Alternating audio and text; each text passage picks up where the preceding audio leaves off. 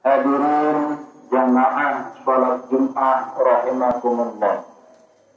Alhamdulillah, sampai hari ini kita masih diberikan banyak sekali kenikmatan oleh Allah Subhanahu wa ta'ala. Baik itu berupa kenikmatan Islam, kenikmatan iman, dan kenikmatan badan yang berupa sehat jasmani dan rohani. Maka dari kenikmatan-kenikmatan yang kita terima dari Allah Subhanahu wa ta'ala itu, kita manfaatkan dengan sebaik-baiknya untuk melakukan hal-hal yang bersifat positif. Dalam hal ini adalah ibadah.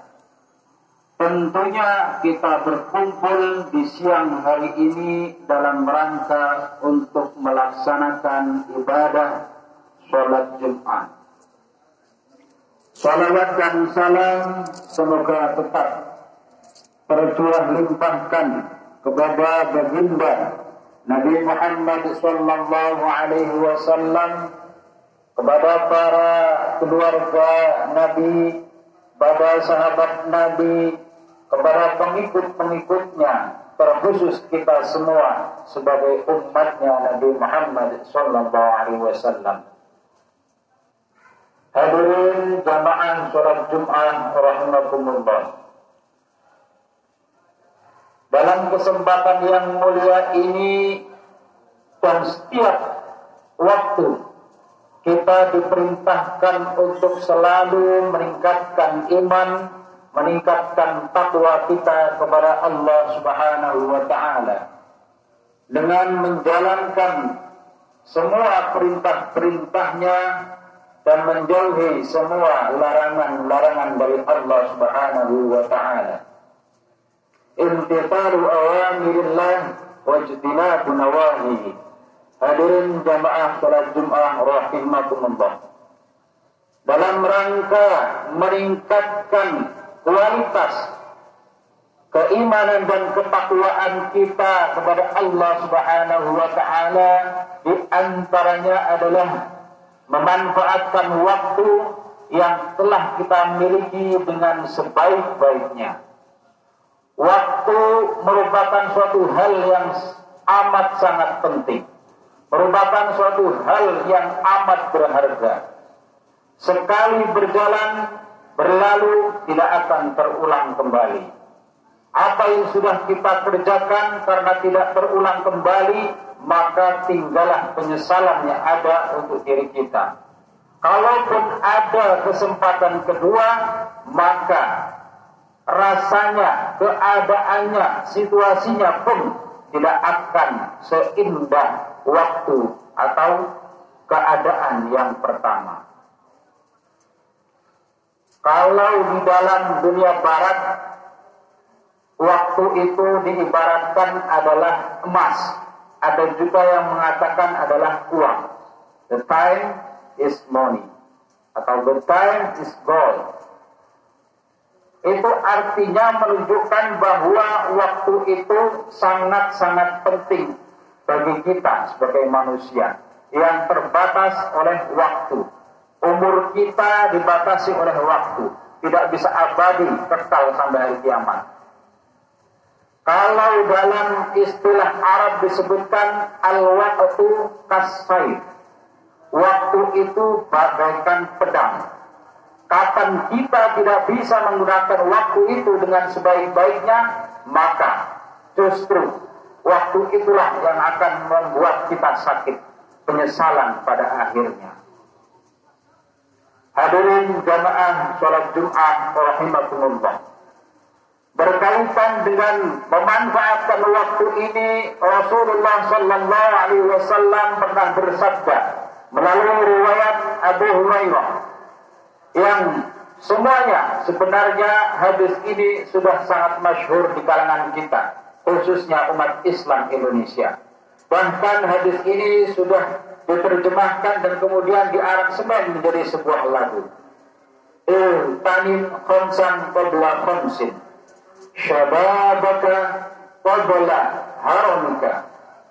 wa syuhhataka qabla saqamika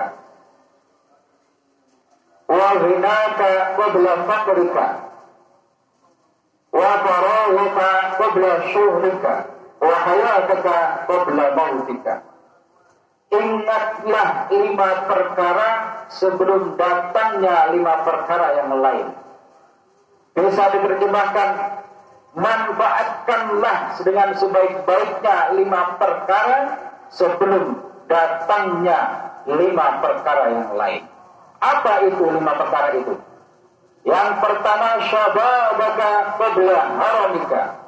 Manfaatkanlah dengan sebaik-baiknya masa muda kalian sebelum datangnya masa tua. Bagi anak-anak yang masih belajar, manfaatkanlah waktu itu dengan bersungguh-sungguh dan semangat dalam belajar. Dengarkan apa yang disampaikan oleh gurunya, resapi, kemudian sebisa mungkin, sekuat mungkin diamalkan dalam kehidupan sehari-hari. Bagi yang sudah menginjak usia lanjut, apakah tidak masuk ke dalam hadis ini? Syababaka qabla haramika, masa muda sebelum masa tua. Kalau yang sudah terlanjur tua lantas bagaimana? Nanti ada hadis yang di bawahnya.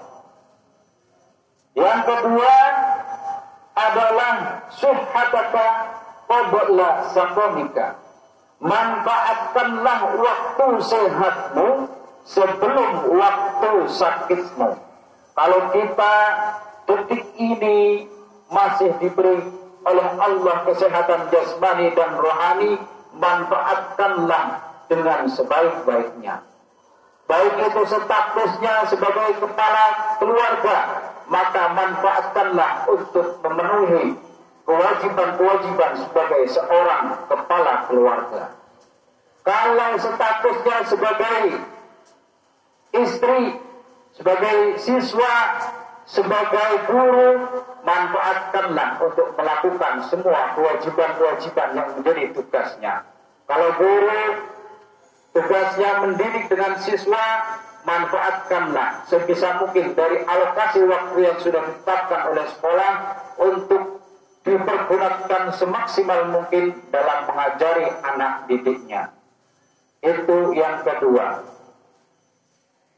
Sehat sebelum sakit. Manfaatkanlah kesehatan sebelum datangnya sakit.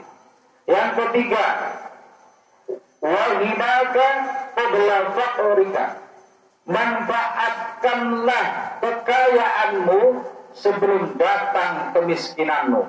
Atau dalam keadaan kaya, dimanfaatkan untuk sebaik-baiknya harta bendanya di jalan Allah Subhanahu wa Ta'ala, dengan membantu pembangunan masjid, pembangunan musola, bahkan yang sifatnya sosial pun, asal semuanya itu diniatkan untuk Allah Subhanahu wa Ta'ala, berjalan di jalan Allah, berjuang di jalan Allah Subhanahu wa Ta'ala, itu bisa masuk dalam kategori wa ghinaka qabla faqrika. Memanfaatkan kondisi kaya sebelum datangnya kondisi miskin. Yang ketiga. Yang keempat adalah wa farughaka qabla syughlika. Memanfaatkan waktu luang sebelum datangnya waktu sibuk. Kapan di pagi hari masih ada 2 jam tersisa, nganggur, belum berangkat kerja, maka manfaatkanlah waktu luang itu dengan sebaik-baiknya. Membuat istrinya bahagia, memperhatikan anak-anaknya yang mau berangkat ke sekolah dengan membantu istrinya. Itu juga bentuk daripada kegiatan yang bermanfaat dalam rangka memanfaatkan waktu yang luang sebelum benar-benar datang waktu yang sibuk. Sehingga kalau sudah sibuk, tidak ada kesempatan-kesempatan lagi untuk memberi manfaat kepada sesama, terutama kepada keluarganya sendiri. Yang keempat.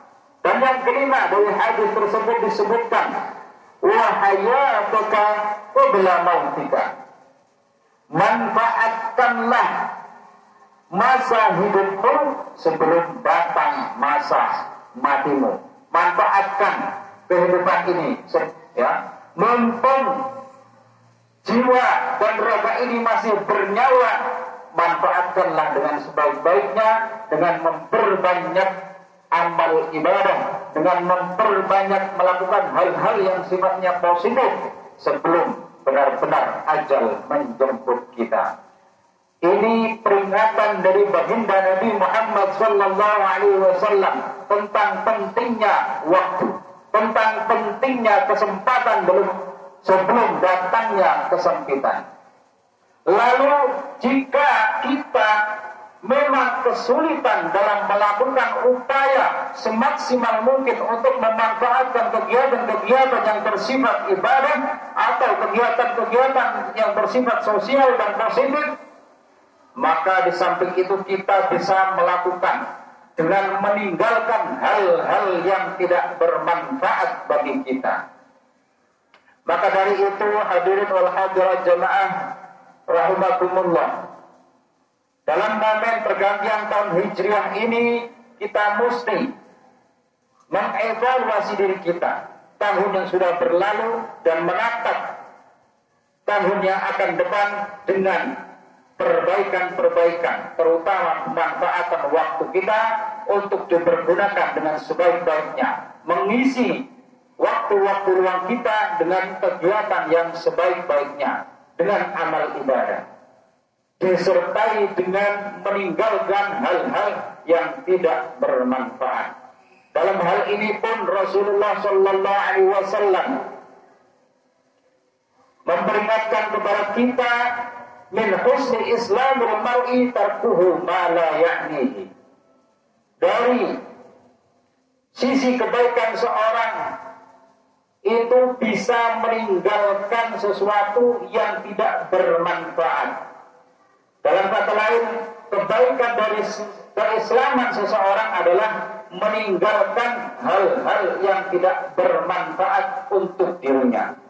Jika kita sudah bisa melaksanakan kegiatan-kegiatan amaliyah, ibadah-ibadah yang banyak, tentunya bisa dibarengi juga ketika waktu luang itu dengan tidak mengerjakan hal-hal yang tidak bermanfaat untuk diri kita sendiri.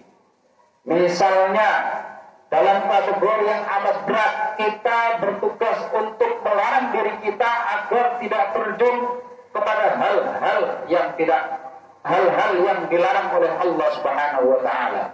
Kita mencegah diri kita untuk tidak melakukan maksiat-maksiat kepada Allah Subhanahu wa taala. Kita mencegah diri kita untuk terjerumus ke dalam hal-hal yang dimurkai oleh Allah Subhanahu wa taala, baik itu murka beneran atau yang sifatnya hanya makruh, karahiyah, tidak baik untuk dilakukan. Nah, misalnya dalam momen kesempatan zaman teknologi ini, banyak di antara kita semua kalangan muda-mudi waktunya habis dipergunakan untuk main handphone. Dengan handphone itu habis dipergunakan untuk main game. Jika main game itu secara kalkulasi tidak bermanfaat untuk kita, bermanfaat untuk keilmuan kita, bermanfaat untuk keahlian kita dalam teknologi, maka sudah barang tentu itu tidak ada manfaatnya dan sebaiknya kita tinggalkan. Hadirin jamaah sholat Jumat rahimakumullah. Kesimpulan dari khutbah ini adalah bahwa di momen perubahan awal tahun Hijriah ini kita harus bisa benar-benar mengevaluasi diri kita.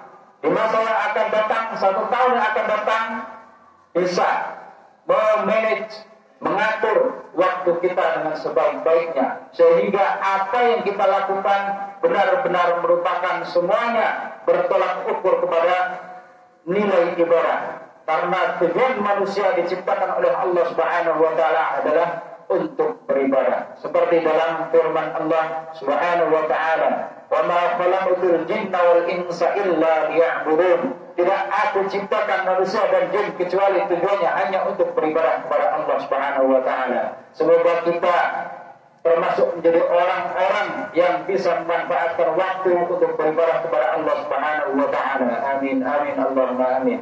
Barakallahu li wa lakum bil Qur'anil azim wa nafa'ani wa iyyakum فيه من الآية والذكر والحكيم وتقبل مني ومنكم تلاوته إنه هو السميع العليم أقول قولي أستغفر الله العظيم ولكم ولسائر المسلمين